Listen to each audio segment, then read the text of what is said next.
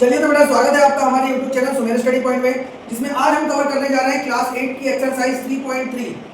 जो previous video में हमने आपको प्रॉपर्टीज पढ़ाई थी, उन सारी प्रॉपर्टी के बेस पर ही ये एक्सरसाइज सॉल्व होगी। आई होप आप सभी ने वो सारी प्रॉपर्टीज याद कर ली होंगी। ठीक है, तो उसी बेस पर हम देखते हैं इसका फर्स्ट क्वेश्चन, जिसमें हमें एबीसीडी एक पैरेललोग्राम दिया हुआ है और कुछ स्टेटमेंट्स हमको यहाँ पर दिए हुए हैं। आपको इन स्टेटमेंट्स को बताना है और उसके साथ में ही उनकी प्रॉपर्टीज के नाम भी बताना है कि वो क्यों इक्वल होते हैं। Got it my point. चलिए देखते हैं तो इस क्वेश्चन को, जैसा कि इस डायग्राम को देखकर आपको करना है कि इन्होंने कहा है कि एडी जो होगा, एडी साइड किसके इक्वल होगी, तो एडी जो साइड है वो इक्वल होगी बीसी के। तो हम कहेंगे एडी इक्वल्स टू बीसी। तो आपको यहाँ रीजन बताना है कि एडी बीसी के इक्वल क्यों है। तो हमने प्रॉपर्टी में देखा था कि opposite side of parallelogram, opposite sides of parallelogram, तो ध्यान रखिएगा कि पैरेललोग्राम की जो अपोजिट साइड्स होती हैं वो इक्वल होती हैं, इसलिए एडी जो है वो बीसी के इक्वल होगी। ऑलराइट, चलिए तो नेक्स्ट कह रहा है कि एंगल डीसीबी, एंगल डीसीबी यानी कि ये कंप्लीट एंगल, इस एंगल की बात कर रहे हैं, ये एंगल किसके इक्वल होगा, तो ये इक्वल होगा एंगल डीएबी के, यानी कि इस एंगल के इक्वल होगा। क्यों इक्वल होगा, एंगल डीएबी इसके इक्वल होगा। तो यहाँ भी हम कहेंगे अपोजिट एंगल ऑफ पैरेललोग्राम। तो पैरेललोग्राम की प्रॉपर्टीज जब हमने लिखी थी तब हमने वहां बताया था आपको कि opposite angles of parallelograms are equal and opposite sides are equal. What it, उसी प्रॉपर्टी से ये आपका क्या हो जाएगा, एंगल भी इक्वल हो जाएगा। वहीं देखते हैं थर्ड ओसी। ओसी कहाँ है, ओसी रही आपकी ये यहाँ पर। तो ये जो ओसी है ये किसके इक्वल होगी भाई, ओए के। ओसी जो है वो ओए के इक्वल होगी। अच्छा क्यों इक्वल होगी, तो हम यहाँ पर लिखेंगे डायगोनल्स बाइसेक्ट ईच अदर। इसके जो डायगोनल बाइसेक्ट करते हैं एक दूसरे को, diagonal bisect each other of parallelogram, of parallelogram.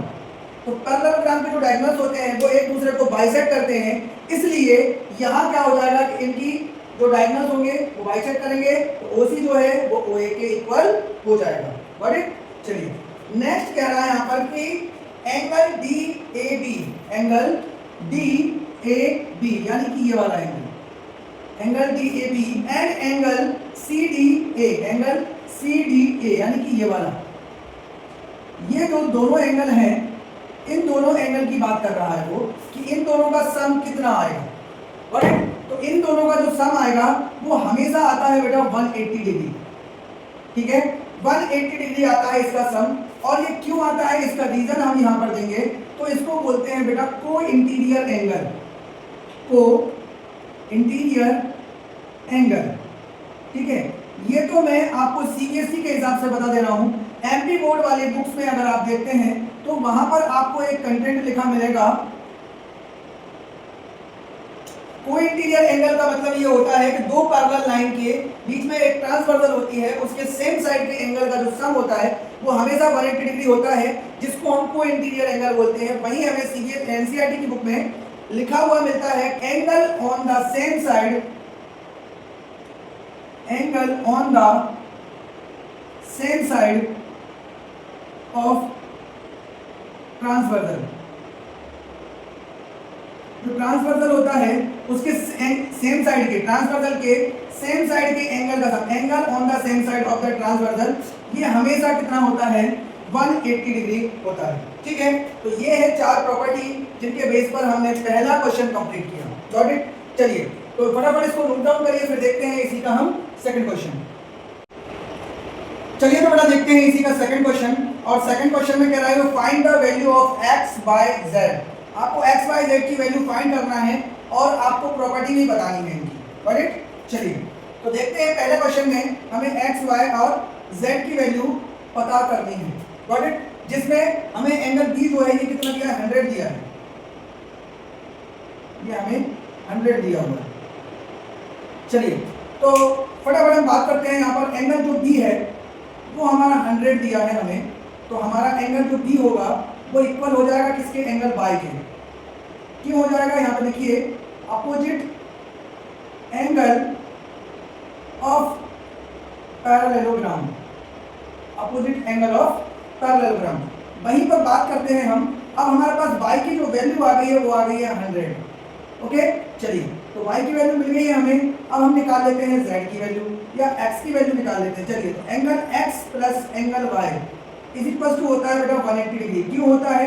आप कहिए को interior angle, co interior angle. But तो यहाँ से एंगल y हमारे पास आ चुका है 100 इज इक्वल टू 180। तो एंगल x हमारा कितना आ जाएगा यहाँ से 80 डिग्री। अब एंगल x आ गया है तो एंगल x के इक्वल हो जाएगा एंगल z। इसको हम क्या बोलेंगे? Opposite angle of parallelogram. Parallelogram का अपोजिट एंगल, तो यहाँ से z भी आपका कितना आ जाएगा निकलकर 80 डिग्री। Got it? तो यहाँ से x y z तीनों की वैल्यू हमारे पास आ चुकी है। चलिए तो वही देखते हैं इसी का सेकंड पार्ट। और सेकंड क्या कह रहा है हमसे? हमें यहाँ पर एक एंगल जो है वो कितना दे के रखा है, इसको नाम दे देते हैं ए बी सी और डी। तो एंगल डी जो है हमारे पास है 50 डिग्री का। ठीक है, हमें x y और z निकालना है। चलिए तो हम बात करते हैं एंगल x की। तो हमें मालूम है कि angle d plus angle x is equal to 180 degree. क्यों होगा बेटा? तो आप बोलोगे co interior angle, co interior angle. तो को इंटीरियर एंगल इक्वल होते हैं बेटा। को इंटीरियर एंगल का जो सम है वो 180 डिग्री आता है। तो यहाँ से एंगल d हमें मालूम है तो एंगल x निकल जाएगा। Angle x plus 50 is equal to 180। So angle x की वैल्यू आपके पास यहाँ से आ जाएगी 130। ओके, चलिए एंगल x आ गया है तो एंगल y भी हम निकाल लेंगे। तो एंगल y जो होगा वो एंगल x के इक्वल होगा। तो क्यों होगा? आप लिख दीजिए opposite angle of parallelogram, angle of parallelogram. तो पैरेललोग्राम का अपोजिट एंगल है इसलिए ये इक्वल होगा।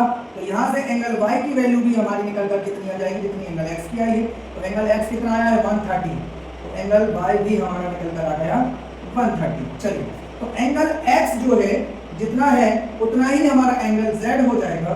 तो एंगल z ये क्यों इक्वल होगा? तो इसको हम बोलेंगे corresponding angle, corresponding angle of parallelogram. तो पैरेललोग्राम के कॉरेस्पॉन्डिंग एंगल जो होते हैं वो इक्वल होते हैं। तो इसलिए एंगल z की वैल्यू हमारी यहाँ से कितनी आ जाएगी 130। तो इसी तरीके से हमने x y z की वैल्यू यहाँ पर भी फाइंड आउट कर ली। ओके, फटाफट इस क्वेश्चन को नोट डाउन करिए। चलिए बेटा देखते हैं इसी का नेक्स्ट क्वेश्चन, क्वेश्चन नंबर 3, इसी का थर्ड पार्ट। इसमें भी हमें x y z की वैल्यू निकालना है और ये गिवन है हमें कि ये सारे फिगर पैरेललोग्राम हैं। और तो चलिए यहाँ पर हम देखते हैं कि ये जो एंगल है ये हमें 90 डिग्री का गिवन दिया हुआ है यहाँ पर, और ये एंगल 30 डिग्री का गिवन है, इसको O मान लेते हैं। ओके, चलिए तो हम बात करते हैं यहाँ से एंगल x की। पहले तो जो एंगल x होगा वो इक्वल हो जाएगा 90 डिग्री के। तो ऐसा क्यों? इसलिए आप कहिए यहाँ पर vertically opposite angle, vertically opposite angle. जो वर्टिकली अपोजिट एंगल होते हैं वो हमेशा इक्वल होते हैं। तो यहाँ से एंगल x की वैल्यू आपको कितनी मिल गई है 90 डिग्री। चलिए अब x 90 आ गया है तो हम बात करते हैं इन ट्राइंगल DOC की using angle sum property, angle sum property. हम एंगल सम प्रॉपर्टी का यूज कर लेते हैं इन ट्रायंगल DOC में। तो एंगल DOC में हमारे पास एंगल x आ गया 90, ये आ गया 30 और यहाँ से angle y is equal to 180 degree. तो एंगल y निकल जाएगा 180 माइनस 120। तो एंगल y आपके पास यहाँ से 60 डिग्री निकलकर आ जाता है। इस तरीके से एंगल y आ गया। z की बात करें तो z जो होगा एंगल z वो इक्वल हो जाएगा एंगल y के। एंगल z एंगल y के इक्वल होगा। ये क्यों इक्वल है? तो इस चीज के लिए आप लिख दीजिए alternative interior angle, alternative interior angle. Alternative interior angle equal होते हैं इसलिए z भी y के इक्वल हो जाएगा। y कितना आया था हमारा यहाँ से, देखिए y की वैल्यू आई 60, तो एंगल z भी आपका कितना हो जाएगा 60 डिग्री। Got it? चलिए तो यहाँ पर आपका x, y और z तीनों वैल्यू आ गई है। वही हम बात करते हैं नेक्स्ट क्वेश्चन की, क्वेश्चन नंबर 4। इसमें हम x, y, z की बात करें तो यहाँ से हमारे पास एंगल बी जो है वो 80 डिग्री का दिया है, तो एंगल वाई जो है हमारा वो इक्वल हो जाएगा एंगल बी के। क्यों इक्वल हो जाएगा? तो आप कहिए opposite angle of parallelogram. Parallelogram के अपोजिट एंगल इक्वल होते हैं इसलिए। तो यहाँ से एंगल वाई की जो वैल्यू निकल कर आएगी वो 80 डिग्री निकल कर आएगी। Got it?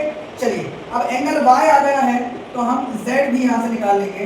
तो एंगल z जो होगा वो एंगल y के इक्वल होगा। क्यों इक्वल होगा वो लिखिए यहाँ पर, अल्टरनेटिव इंटीरियर एंगल। आप देखिए यहाँ पर ये दोनों लाइन पैरेलल हैं और ये ट्रांसवर्सल की तरह काम कर रही है यहाँ पर, तो ये दोनों एंगल अल्टरनेटिव इंटीरियर एंगल होंगे। Got it? तो इसीलिए हमारे z की जो वैल्यू आएगी तो एंगल z भी आपका 80 डिग्री का ही हो जाएगा। चलिए तो y की वैल्यू निकल गई, z की निकल गई, x की वैल्यू और निकाल लेते हैं हम। तो यहाँ से हम देखते हैं कि angle x plus angle y is equal to 180 degree. इसको हम बोलेंगे क्या? Co interior angle. Co interior angle, ठीक है, क्योंकि सेम पैरेलल लाइन के सेम साइड के, ट्रांसवर्सल के सेम साइड के एंगल का सम 180 होता है। तो एंगल y हम ऑलरेडी 80 निकाल चुके हैं, तो 80 plus angle x is equal to 180। तो एंगल x हमारे पास 100 डिग्री का निकल कर आ जाएगा। Got it? तो यहाँ पर हमारा x, y, z तीनों की वैल्यू आ चुकी है। फटाफट इस क्वेश्चन को नोट डाउन करिए, इसके बाद देखते हैं इसका नेक्स्ट क्वेश्चन। चलिए बेटा देखते हैं क्वेश्चन सेकंड का फिफ्थ एंड लास्ट क्वेश्चन है। इसमें भी हमें x, y और z की वैल्यू फाइंड करनी है। तो हम देखते हैं, पहले हम y की वैल्यू यहाँ से फाइंड आउट कर लेते हैं। तो ये आपका a है, ये b है, ये c है और ये d है। तो हमारा जो एंगल y होगा वो इक्वल हो जाएगा एंगल b के, और एंगल b हमें कितना दिया? 112। सो एंगल y भी हमारे पास कितना आ जाएगा? 112 डिग्री का। Got it? तो एंगल y आ गया 112 डिग्री। वही हम बात करते हैं एंगल z की। तो हम बात करें यहाँ पर angle b plus angle a is equal to 180 degree. इसको हम बोलेंगे क्या? Co interior angle. Co interior angle, तो को इंटीरियर एंगल इक्वल होते हैं, तो पूरा एंगल a और पूरा एंगल b। तो चलिए पूरा एंगल a क्या हो जाएगा आपके पास? एंगल b तो होगा 112 प्लस एंगल a क्या हो जाएगा आपके पास? Angle z plus 40 is equal to 180 degree. तो यहाँ से आपके पास एंगल z निकल कर आएगा 180 माइनस 152। इनको ऐड करके इधर माइनस कर देंगे, तो एंगल z आपके पास यहाँ से निकल के आ जाएगा 28 degree. Got it?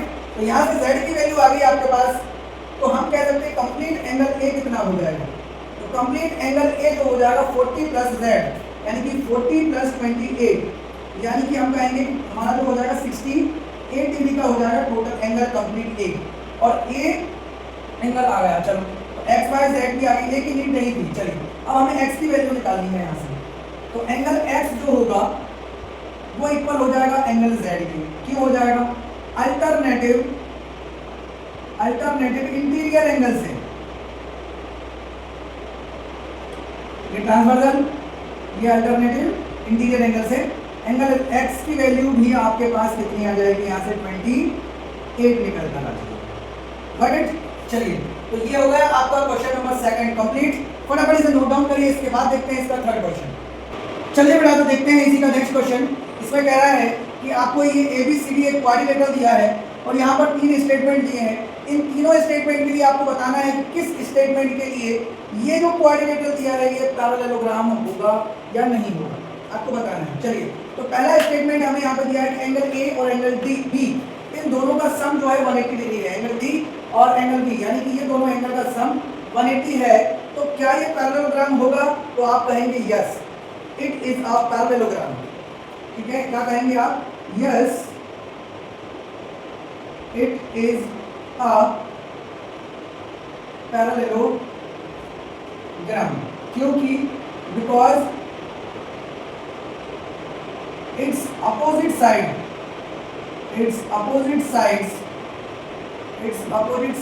are its opposite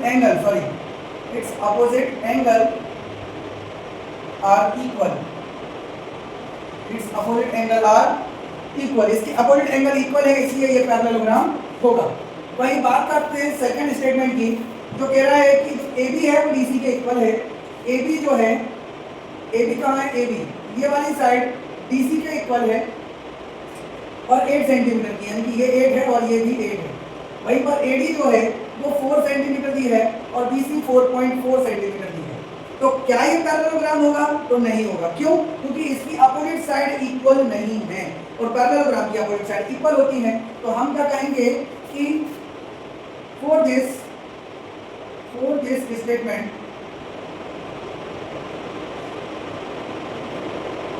for this statement ABCD is not a parallelogram। इस स्टेटमेंट के लिए पैरेललोग्राम नहीं होगा, बिकॉज, क्यों नहीं होगा? बिकॉज its opposite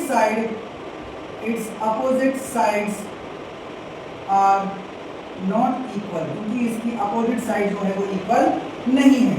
वहीं पर नेक्स्ट स्टेटमेंट देखते हैं, जिसमें आपसे कहा जा रहा है कि एंगल A जो है वो 70 डिग्री है, एंगल A जो है ये 70 डिग्री है और एंगल C जो है वो 65 डिग्री है। तो बताइए क्या ये पैरेललोग्राम होगा?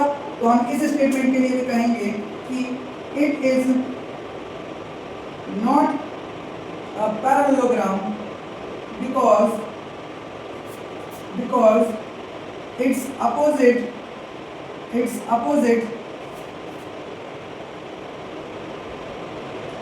एंगल आर नॉट इक्वल, इसके अपोजिट एंगल जो है वो इक्वल नहीं है, इसलिए पैरेललोग्राम नहीं होगा। फटाफट से नोट डाउन करिए, फिर देखते हैं नेक्स्ट क्वेश्चन। चलिए बेटा देखते हैं इसका नेक्स्ट क्वेश्चन, जो हमसे कह रहा है कि आप एक रफ स्केच ड्रॉ करिए एक क्वाड्रिलेटरल का, जो कि पैरेललोग्राम ना हो बट उसके one pair of opposite angle जो है वो इक्वल होना चाहिए। तो प्रॉपर्टीज याद करें, तो ऐसा एक रफ स्केच हम बना सकते हैं काइट का, इसका स्केच बना सकते हैं हम काइट का। तो काइट में क्या होता है कि ये पैरेललोग्राम नहीं होता और इसका वन पेयर एग्जैक्टली इक्वल होता है एंगल का। Got it? तो यहाँ पर उसने एक रफ स्केच बनाने के लिए बोला है, जिसको हमने यहाँ पर ड्रॉ कर दिया है। Got it? चलिए बेटा तो देखते हैं यहाँ पर नेक्स्ट क्वेश्चन, जिसमें ये कह रहा है हमसे कि इसके दो एडजेसेंट एंगल हैं जिनका रेशियो हमें दिया हुआ है। एडजेसेंट एंगल यानी कि ये दोनों, ठीक है, एंगल A और एंगल D। तो इनका रेशियो हमें दिया है 3:2, angle D ratio angle A, यानी D और A का हमें जो रेशियो दिया है वो कितना दिया हुआ है? 3:। तो हम बात करें कि एंगल जो D होगा वो कितना हो जाएगा?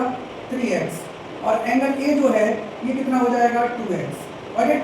चलिए, क्योंकि हमें मालूम है कि angle A plus angle B is equal to 180 होता है को इंटीरियर एंगल से, co interior angle. So angle A कितना था हमारा यहाँ पे? एंगल A था 2x और एंगल D था हमारे पास 3x is equal to 180 degree, यानी कि 5x is equal to 180 degree. तो x की वैल्यू आपके पास यहाँ से कितनी आ जाएगी? 5 से आप जब इसे डिवाइड करोगे तो 36 डिग्री, यानी x आपके पास 36 डिग्री आ गया। तो हम बात कर लेते हैं यहाँ पर एंगल A की।